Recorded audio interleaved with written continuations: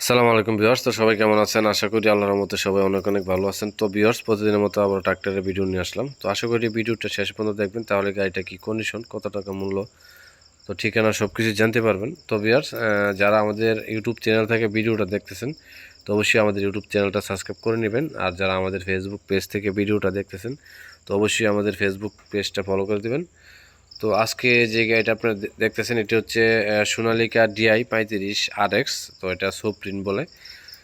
তো বিরাট, যারা এরকম সোনালিকা নিউ মডেল ফ্রেশ কন্ডিশনের গাড়ি খুঁজতেছেন, সোনালিকা 35 গাড়ি যারা ক্যারিংয়ে চালানোর জন্য একেবারেই শোরুম কন্ডিশন, একেবারে আনটাচ গাড়ি যারা খুঁজতেছেন, তো অবশ্যই গাড়িটি নিতে পারেন। তো অনেকে আমাকে বলছিলেন এরকম ফ্রেশ গাড়ি থাকলে জানানোর জন্য। তো আপনারা অবশ্যই গাড়িটি নিতে পারেন। গাড়িটি একেবারে আনটাচ, ইঞ্জিন কোনো প্রকারের গ্যাস নেই। তো গাড়ির ইঞ্জিনের ছোটো টায়ার, বড় টায়ার এবং বডির যে টায়ারগুলি, এগুলি কিন্তু একেবারেই ফ্রেশ। তো ইঞ্জিনের যে ছোটো টায়ারগুলি আছে, এটি কিন্তু একেবারেই নতুন লাগানো হয়েছে এমআরএফ। আর মাঝের বড় টায়ার এমআরএফই, এটি গাড়ির সাথে টায়ার।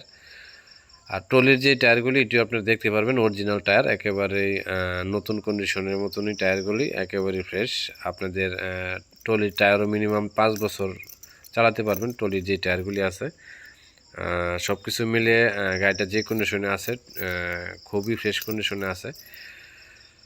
তো গাড়িটার ইঞ্জিন আপনারা যে কন্ডিশন দেখতেছেন, ইঞ্জিন টলি, তো ভিডিওতে যেরকম দেখতেছেন, তো আশা করি বাস্তবে এরকমই পাবেন, কোনো সমস্যা নেই।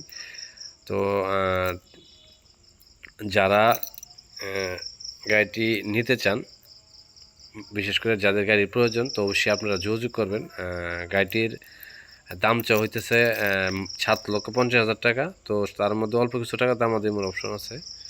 যদি কারো গাড়িটি পছন্দ হয় বা নিতে চান, তাহলে অবশ্যই আমাদের ভিডিও ডিসক্রিপশন লিঙ্কে নাম্বার দেওয়া আছে, ওইখান থেকে নাম্বার নিয়ে আপনারা যোগাযোগ করবেন, বা বিস্তারিত আর কিছু জানা থাকলে অবশ্যই জানবেন।